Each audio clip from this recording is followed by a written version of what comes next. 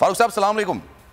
वालेकुम अस्सलाम सर कैसे हैं आप? आई होप मेरी आवाज समझ आ रही होगी आपको।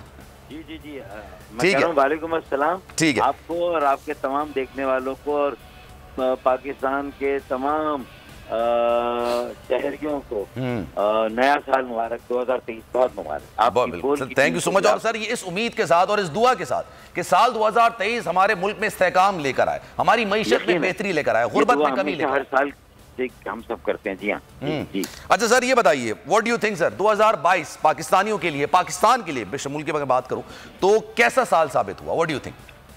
देखिए सियासत में और जमहूरियत में उतार चढ़ाव होते हैं, लेकिन जो पोलराइजेशन और कशीदगी में जिस तरह इजाफा हुआ है कि अगर प्राइम मिनिस्टर और जो लीडर ऑफ द अपोजिशन जो है वो किसी भी कौमी मसले पे एक साथ ना बैठ सकते और कोई मकालमा और कोई डायलॉग ना हो रहा हो, सियासी जमातें जो हैं वो सियासत ना करें बल्कि खुद को 100% सही समझे और दूसरे को 100% गलत, तो ये जो सोच और फिक्र है ना जो इस वक्त जिस जगह खड़ी है हमारी, ये बहुत ज्यादा देखिए ना, इसके नतीजे में क्या हुआ, आपकी मईशत जो है वो बिल्कुल उसका पहिया जाम हो गया। महंगाई, बेरोजगारी ने तमाम साबिका रिकॉर्ड तोड़ दिए।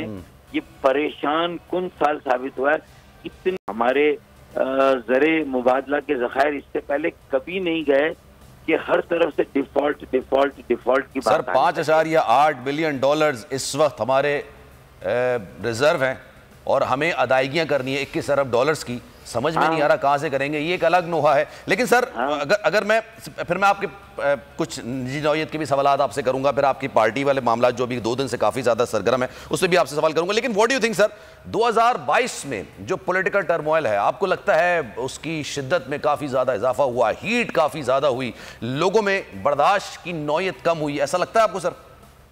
देखिए ना, दुनिया में अगर तेल की कीमतें कुछ कम हुई तो हमारे यहाँ उसका किसी भी अशिया पे कोई फर्क नहीं पड़ा।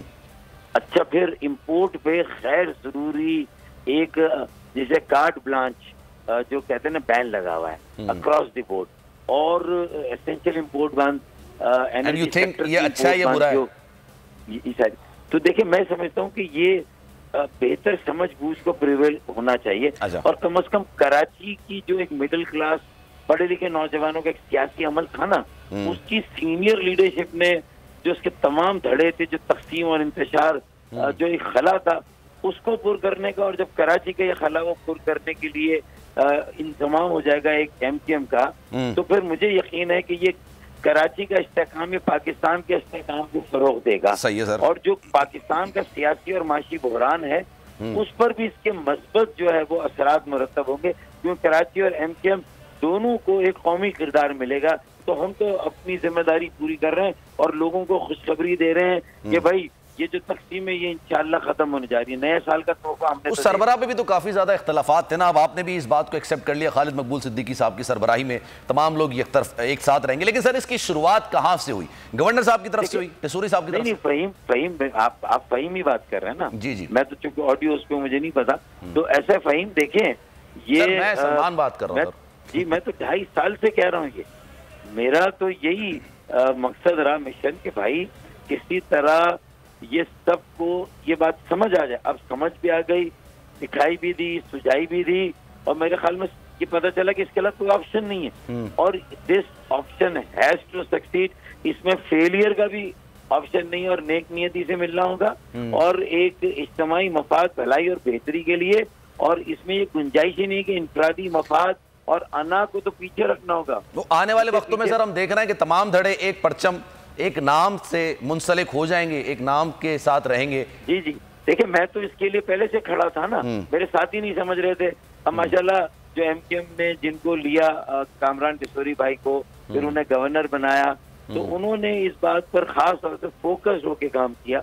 मैं उनकी कोशिशों को सराहता हूँ और वो इस बात को लेके चले, और उन्होंने भी ये उन्हें आशना किया इस हकीकत से कि भाई इसके बाद फिर ये कराची का खला अगर कोई पुर नहीं करेगा तो इंतहा पसंद, दहशतगर्द, फिफ्थ कॉलमिस्ट, मुल्क दुश्मन इसको करेंगे।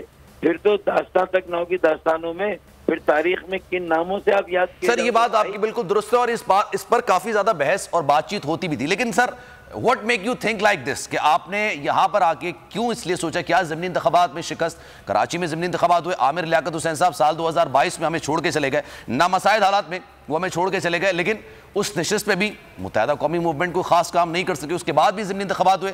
लोगों का आपको लगता है कि MQM से भरोसा हटा था क्योंकि डाइवर्जन काफ़ी ज़्यादा हो गई थी?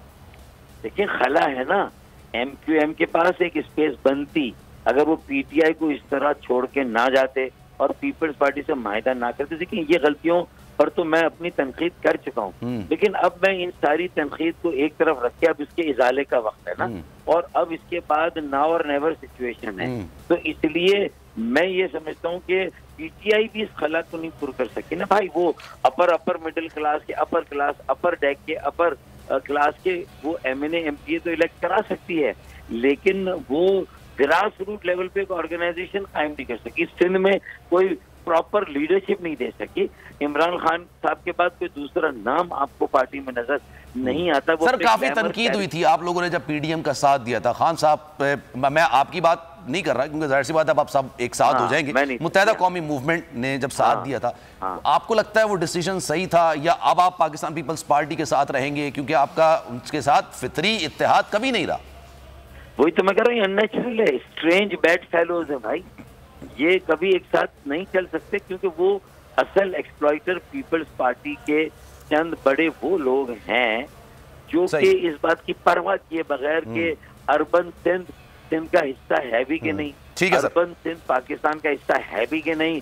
कराची एक ऐसी जगह है जहां से सिर्फ पैसा कमाया जाए अपनी जात के लिए, अपनी, ठीक है। लेकिन सर इस नए साल के मौके पर, क्योंकि अभी तो थोड़ी देर बाद, आधे घंटे बाद नया साल शुरू हो जाएगा, इस दुआ के साथ मुत्तहदा कौमी मूवमेंट आप लोग जिस एक चीज़ के लिए, अज़म के लिए चल रहे हैं, आप उसमें कामयाबी हासिल कर रहे हैं, पाकिस्तान को काफ़ी ज़्यादा कामयाबियाँ नसीब हों। बहुत शुक्रिया, फारूक साहब मौजूद थे।